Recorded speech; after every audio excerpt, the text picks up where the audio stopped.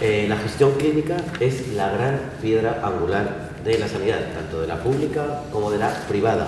Su profesionalización, la necesidad de una buena relación con el mundo político, las injerencias de la política en este ámbito y una altura de miras para abordar los retos que se plantean en el futuro son muchos de los temas que se van a tratar hoy en este debate de Sanitaria 2000. Para ello nos acompañan a mi izquierda Tomás Toranzo, vicesecretario general del CENS.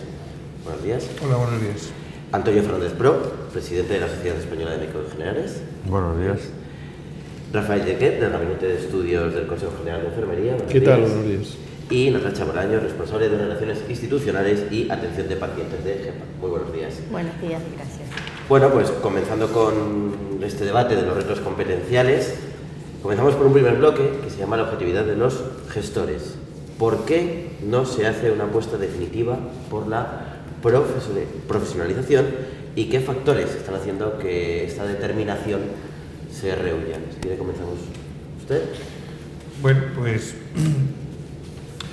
la profesionalización de la medicina, el profesionalismo de la medicina y de las profesiones sanitarias, es en definitiva de lo que se habla, ¿no? De las profesiones sanitarias, desde nuestra organización es un tema que venimos defendiendo como esencial para tener un sistema sanitario de calidad y donde los intereses de los pacientes, que aunque lo decimos muchas veces, a veces no se lo creen, es el objetivo fundamental del sistema sanitario. Sin pacientes, las profesiones sanitarias no tendrían mucho sentido, pues es un elemento esencial con todos los valores que se conocen clásicamente del profesionalismo para garantizar la independencia de los profesionales. Y el que no lo haya, el que todavía se siga simplemente estando en los discursos, pues yo creo que fundamentalmente se debe, sobre todo en el sistema público, que es el mayoritario y el que vertebra el sistema sanitario fundamental de España, pues se debe fundamentalmente a la desconfianza que tienen los responsables políticos, los gestores, hacia los profesionales.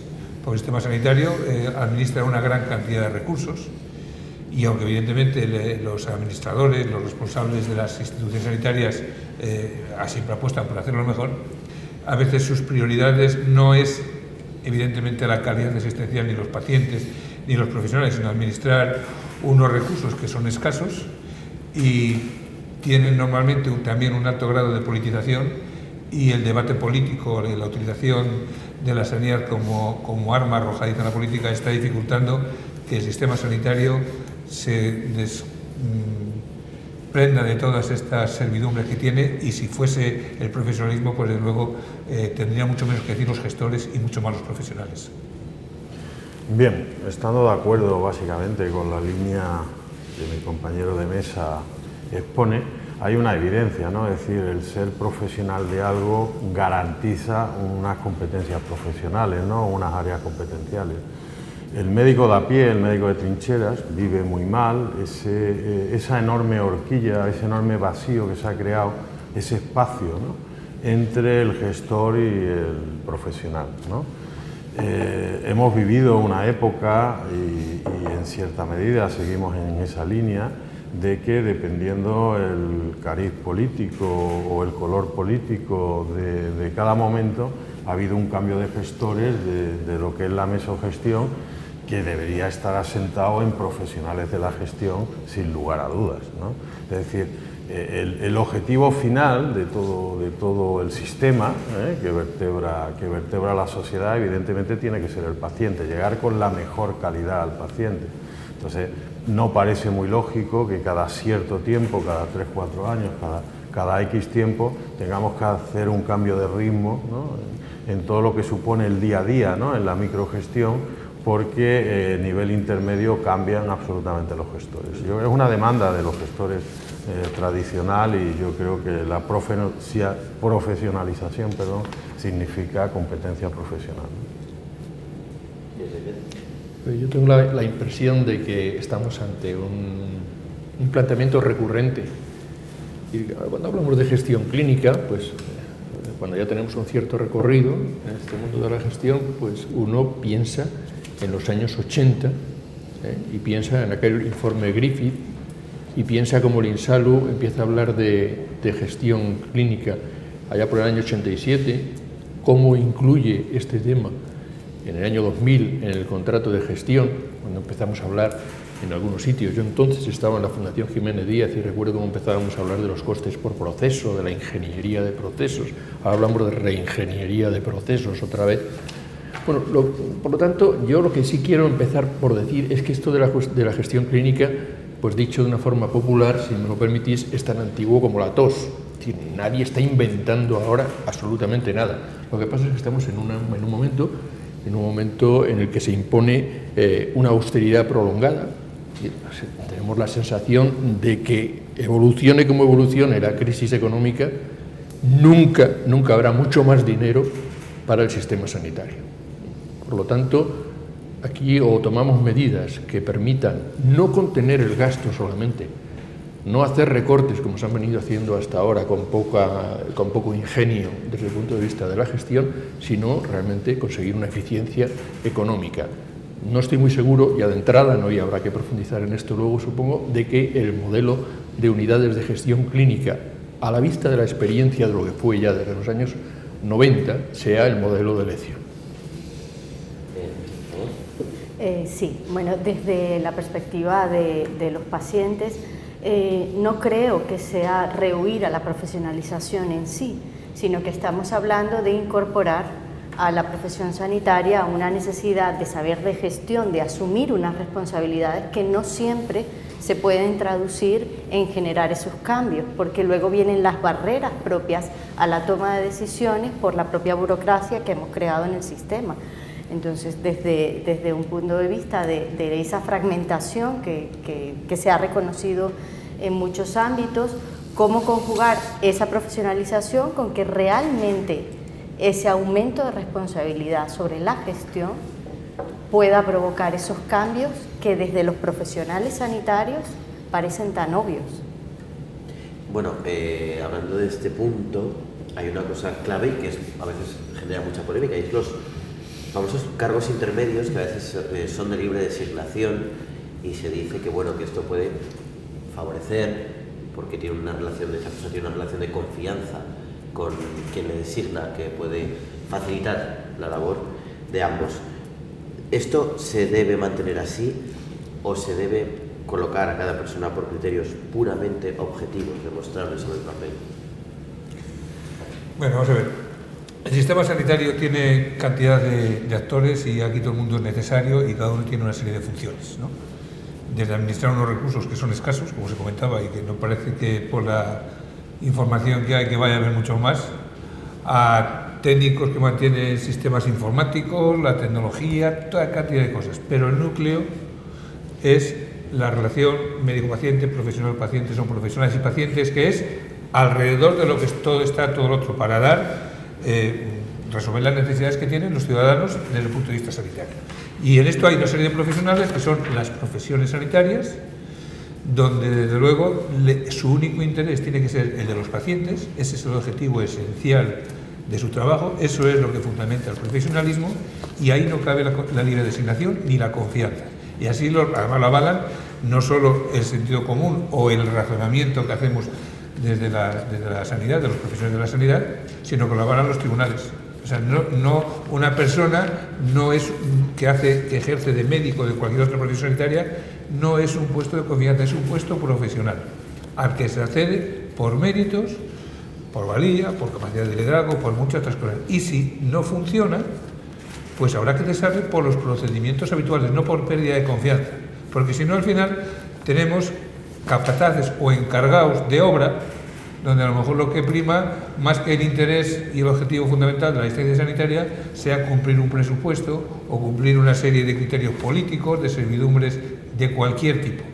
Y por eso todo es el profesionalismo, que es lo que el paraguas un poco de esta primera parte del debate, es garantizar la independencia, y la independencia se garantiza sin ningún tipo de servidumbre. Y de luego los puestos de confianza hacen un flaco favor al sistema sanitario. Vamos a ver. ¿Confianza para qué? ¿Para hacer bien el trabajo? Eso son competencias profesionales, ¿no? Entonces, yo creo que se contesta perfectamente con la primera pregunta. Quiero decir, nosotros exigimos que nuestros gestores sean profesionales de la gestión. Hay una mesogestión y hay una microgestión que quizás es el propio clínico el que tiene que llevar a cabo a la hora final, pero el cargo intermedio, es decir, es exigible desde todo punto de vista, quiero decir, desde la propia administración y desde el propio profesional, que los señores que se encargan de esto sepan de lo que va la historia. Es fundamental, es prioritario, porque es que además tienen que conocer perfectamente el ámbito de actuación y eso son competencias profesionales. Y a mí cuando se me habla de cargos de libre disposición o de confianza, ¿de confianza de quién? Del paciente, que es el eje del sistema, del profesional, que es el que está en trincheras todo el día, del político de turno, que a lo mejor no conoce el sistema. Quiero decir, yo creo que son temas muy abiertos, evidentemente, que es una eterna y atávica discusión, pero que yo creo que en cualquier país, y nada más que tenemos que ir a nuestro entorno, ¿no?, más cercano, y ver que la gestión es una carrera profesional como otra cualquiera, o es un ámbito de actuación en el cual unos profesionales se anclan y desarrollan toda su actividad profesional, ¿no? Pues ojalá que esto que estamos escuchando algún día sea realidad, porque la historia y la tradición de nuestro país justo camina en dirección contraria, y se ve que la tendencia no solo es a que desaparezca, por ejemplo, esa politización, sino que a que se intensifique. La politización es algo que no sé si crece de abajo arriba o de arriba abajo, pero si uno asiste, por ejemplo, desde fuera, a una reunión del Consejo Interterritorial del Sistema Nacional de Salud, que por cierto se reúne esta tarde, pues no hay un ejemplo más claro de intereses que prevalece por encima de los intereses puramente sanitarios, por encima de las necesidades de las personas en este contexto, ¿no? Entonces, a partir de ahí, pues a uno le llama la atención que esté todo absolutamente politizado también el tema de la sanidad. Eso por una parte. Por otra parte, yo creo que tenemos serios problemas de liderazgo, es decir, y de formación también, ¿no? Es necesario que los profesionales de la salud sepamos dirigir y sepamos ser dirigidos también, ¿eh? Entonces ahí tendremos que hacer un esfuerzo y tendremos que mentalizarnos, un cambio de cultura y hablar de las cosas que realmente importan para responder a las necesidades de los pacientes, que por cierto, hablamos siempre de los pacientes en tercera persona como si el paciente fuera un primo nuestro que no ha llegado a la reunión, y los pacientes somos todos y cada uno de nosotros, y cuando hablamos de los derechos de los pacientes estamos hablando de nuestros propios derechos. Ya va siendo hora de que empecemos a pensar desde los responsables de la gestión a todos y cada uno de los profesionales en esto que se dice del empoderamiento, de que el paciente está en el centro y que esto sea una realidad y no un eslogan, que es a lo que suena cada vez más. No puedo estar más de acuerdo, absolutamente de acuerdo. Es evidente que cualquier nombramiento de cargo tiene que responder a unas competencias, a un desempeño, y que tiene que ser medible con criterios de calidad que sean además transparentes, ¿no?, para todos los participantes del proceso, y esos criterios además tienen que estar intrínsecamente ligados y vinculados a la gestión sanitaria desde la perspectiva de sanidad y por supuesto con el paciente en el centro, como bien decimos. No vemos con buenos ojos cuando se habla de libre designación. ¿Qué es libre designación? ¿Quién determina ese nombramiento, ¿no? Y mucho menos cuando luego va a ser parte de una toma de decisiones. Y otra valoración es también los tiempos, ¿no?, los tiempos de permanencia, en qué posiciones. Debería haber una naturalidad en la transferencia de posiciones, siempre que eso responda efectivamente, como bien decía, a las capacidades de liderazgo y de visión del conjunto del sistema sanitario y muy vinculado a lo que es el desempeño y las capacidades de cada quien para ejecutarlo. En cualquier caso, y continúo contigo, el contacto de la política con la sanidad es algo irremediable y necesario. Entonces, ¿cómo marcamos el límite que tiene que pervivir una cosa sobre la otra? O ingerir. Es curioso cuando hablas de contacto de la política con el mundo sanitario, y yo quiero agregar y con el paciente, porque la perspectiva nuestra es que cada vez más la política está desvinculada y muy divorciada de lo que son las necesidades reales de la sociedad y sobre todo, hablando del sistema sanitario, de los pacientes. Efectivamente, como escuchábamos antes, parece que esto fuera problema de otros y no problema nuestro hasta que nos toca de cerca.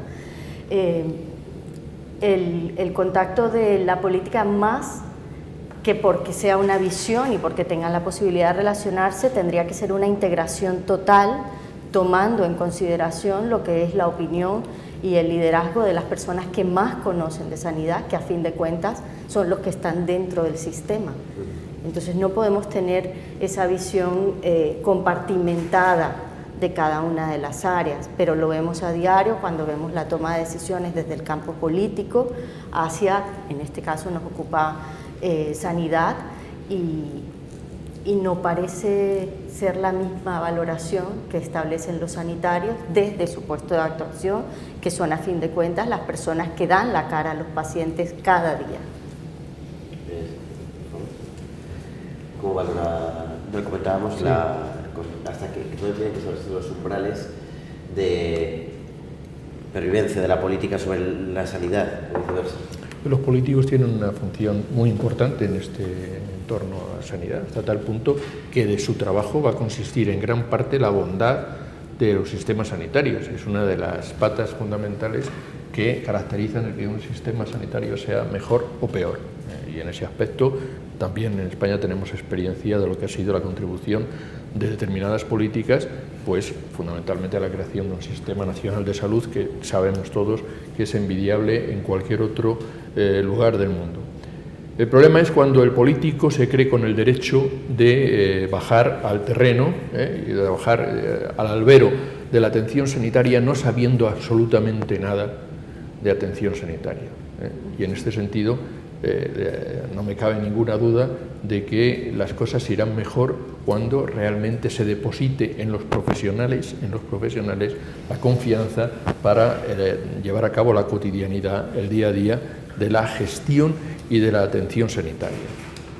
Y mientras exista ese recelo y ese miedo que se tiene a dar este paso, pues lógicamente no vamos a avanzar en este terreno. Bien, yo ahí simplemente me gustaría hacer un par de reflexiones, ¿no?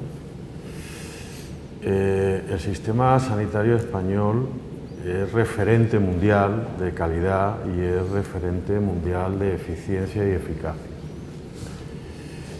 Yo diría más, el sistema sanitario español no es solamente un sistema sanitario asistencial, sino que es un sistema que vertebra la sociedad, ¿no? Es un sistema que distribuye riqueza, es capaz, ¿no?, de hacer un reparto que la sociedad per se no es capaz de hacer, ¿no? Dicho esto, el que hace el desarrollo normativo de los sistemas sanitarios es el político.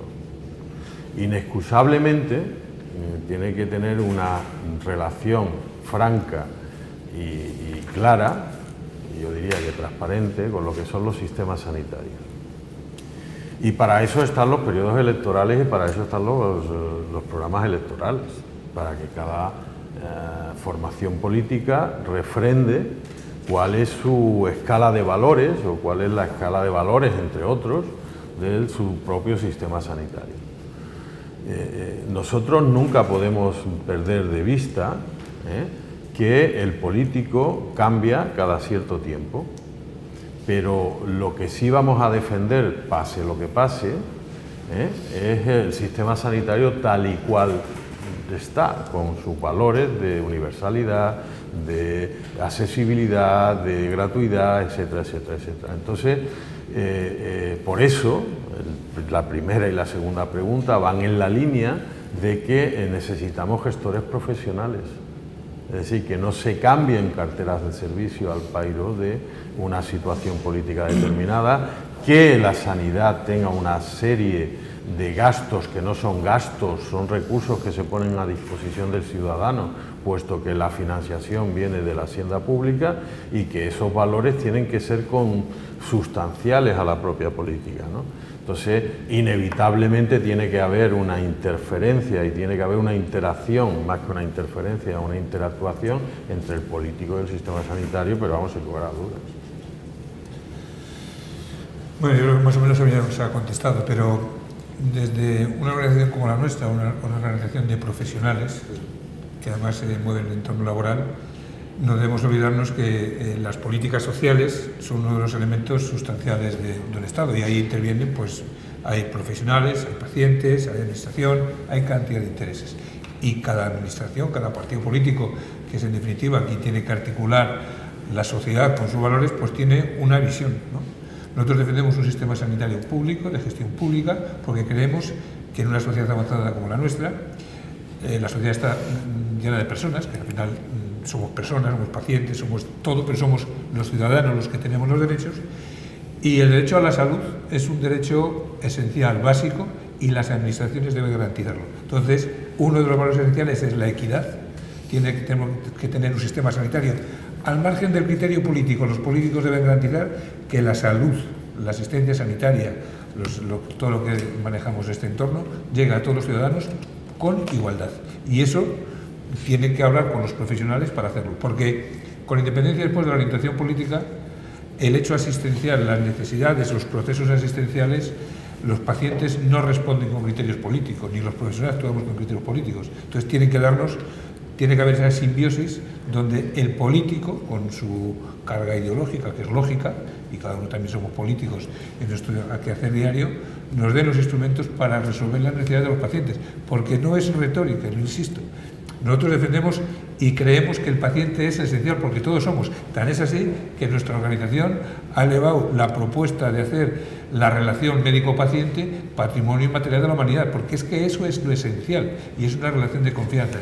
Y esa relación de confianza entre paciente y profesionales tiene que estar entre políticos y los profesionales, que es a los que tiene que confiar la gestión de un sistema sanitario que, como decía el doctor Fernández Pro, es envidia, porque solo falta que ahora en el debate político parece que estamos a la cola del mundo, cuando es un sistema sanitario con grandes prestaciones, con grandes cualidades, con grandes profesionales, y que a pesar de todo tiene unos resultados de salud pues bastante buenos. No creo que simplemente la edad media o la esperanza de vida en España sea la que tenemos por mor de la climatología.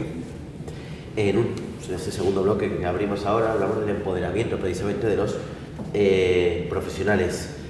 ¿Qué motivos creen para que un tribunal, hace relativamente poco, haya dictaminado que hoy por hoy, y a la espera de que haya una nueva legislación, unas nuevas normas, solo los facultativos puedan dirigir unidades de gestión?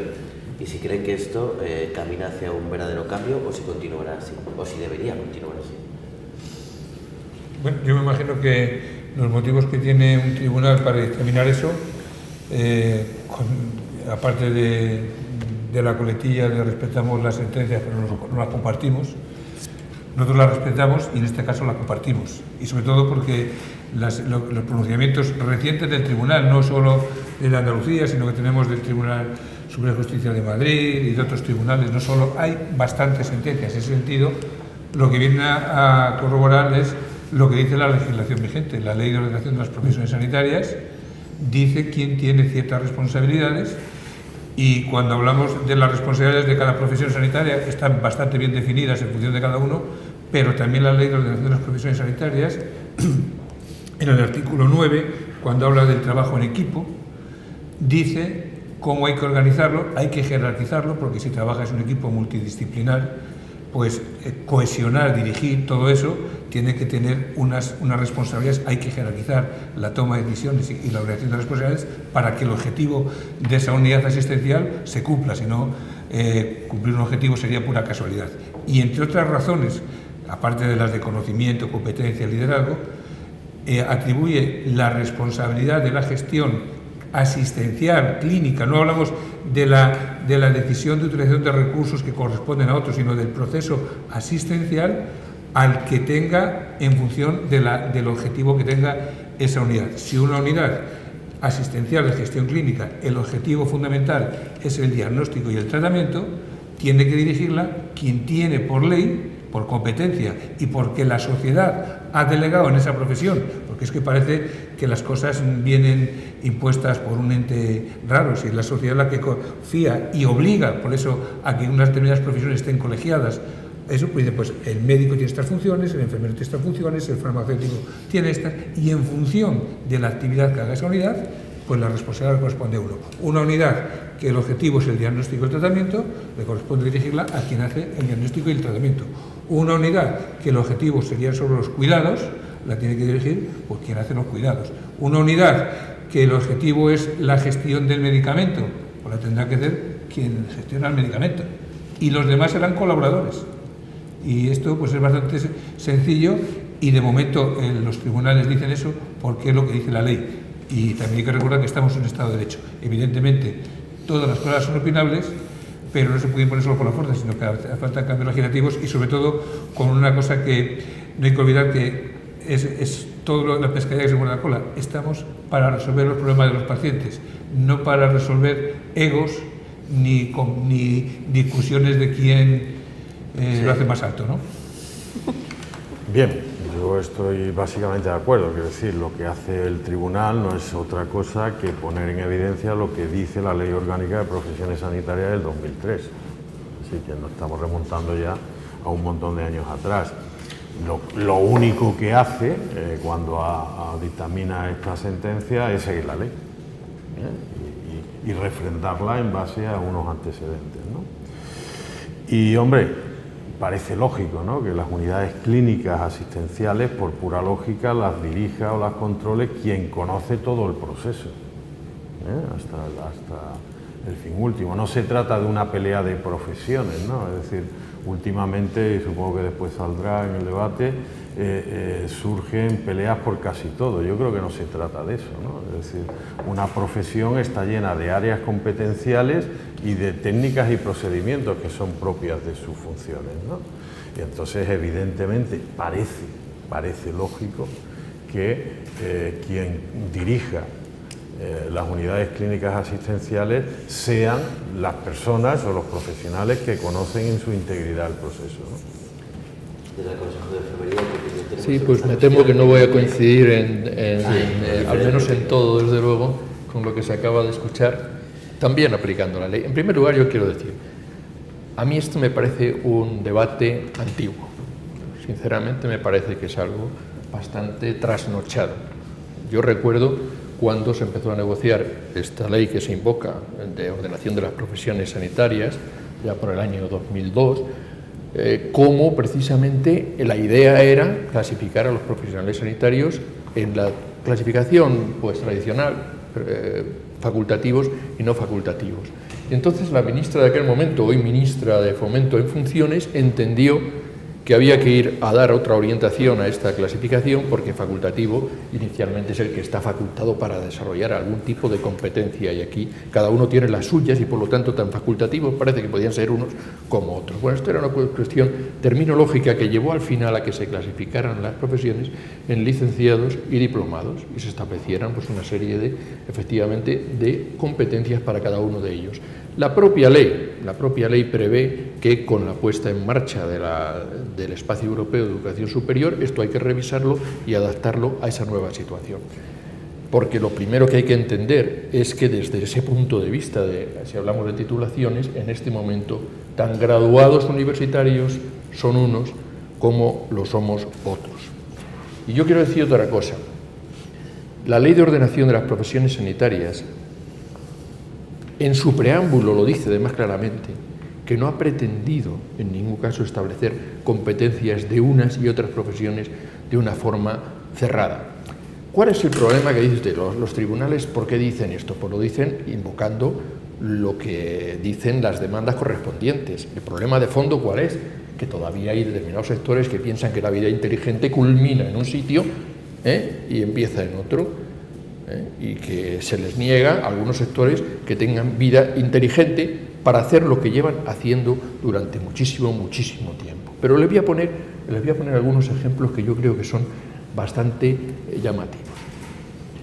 Cuando se habla de si los enfermeros, las enfermeras, podemos o no podemos dirigir una unidad de gestión clínica, entre otras cosas, porque, hombre, ¿cómo vamos a evaluar nosotros la labor de otros profesionales? Efectivamente, hay que decir que no es la labor de un director de gestión clínica evaluar la competencia clínica de los demás. Eso de entrada, porque para eso además hay elementos que son totalmente objetivos. Los que tenemos alguna experiencia también, no en gestión, sino en haber trabajado en centros sanitarios, cualquiera de los que estamos en esta mesa, cualquiera de ustedes es capaz de decir si una enfermera es competente o no es competente. Y yo, que llevo muchos años también en esto, soy capaz de decir si un médico es competente o no es competente. Pero vamos a suponer que no soy capaz de hacerlo.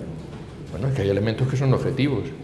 Es que si los resultados en términos de mortalidad son los que son, o se dispara la estancia media en un servicio determinado y con ello se incrementa o disminuye la rotación de las camas y se incrementa las listas de espera, ahí hay una mala gestión, sea la que sea. Pero no es competencia del director de las unidades de gestión clínica. Y voy a los ejemplos. Fíjese qué curioso, ¿eh? Resulta que en este momento, para ser, por ejemplo, rector de una universidad en España,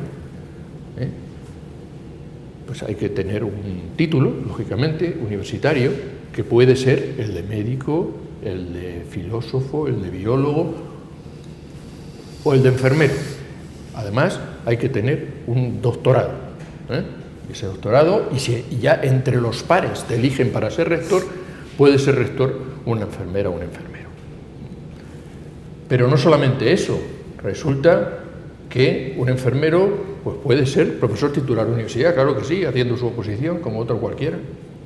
Y un enfermero pues puede ser director de departamento en una facultad. O cómo no, esto ya tenemos la experiencia. ¿Cuántos enfermeros y enfermeras han sido, son y serán gerentes de centros sanitarios, de hospitales, por ejemplo? Pues muchísimos, o directores provinciales de salud. ¿No me quieren ustedes explicar en qué lógica cabe que una enfermera pueda ser rector de universidad o pueda ser gerente de un centro sanitario conflictivo?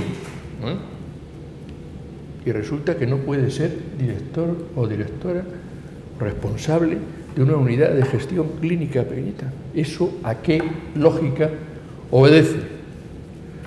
Pues a la lógica de, perdónenme, ¿no? es mi opinión, de una cultura que todavía arrastramos y que será cuestión de tiempo, ya lo estamos viendo, como algunas comunidades autónomas están empezando a plantearse ya, y de hecho a poner en marcha legislaciones que faciliten el que pues se generalice esto en igualdad de condiciones. No se trata de ingerirnos en las competencias de nadie. Se trata de que estamos hablando de gestión que no es solamente gestión de si uno hace bien la histerectomía o el otro maneja bien una sonda de Foley. No estamos hablando de eso. Estamos hablando de gestión sanitaria. Y para esto, pues estamos todos cualificados o no cualificados, que yo creo que no estamos suficientemente cualificados. Desde el punto de vista de los pacientes. Pues a ver, yo creo que hay que diferenciar gestión de gestión clínica, de gestión sanitaria. Es evidente que si queremos hablar de gestión a secas, solamente valoramos esas competencias. Si queremos hablar de gestión clínica y sanitaria, tenemos que valorar el conjunto de las capacidades, tanto en el plano asistencial, para tener una valoración del sistema, de lo que es la atención al paciente, de lo que es el ámbito clínico en su totalidad, y también hay que tener unas capacidades demostradas sobre lo que es gestión y liderazgo. Un buen facultativo no necesariamente, no es implícito que sea un buen gestor, así como un buen gestor no lleva implícito entender de sistemas sanitarios ni de unidades clínicas. Entonces yo estaría de acuerdo con esa cierta permeabilidad siempre que se demuestre que las capacidades para establecer con criterio y con autonomía esa gestión responderá a la consideración de la sanidad como un derecho y no como un recurso, que la unidad de gestión clínica no se convierta en un mero instrumento de control presupuestario, como parece que se pretende desde algunos ámbitos, sino como un vehículo para mejorar la eficiencia, para perseguir la excelencia en lo que es gestión clínica. Y a partir de allí, bienvenidos todos los que demuestren capacidades para ser eficaces en esa posición.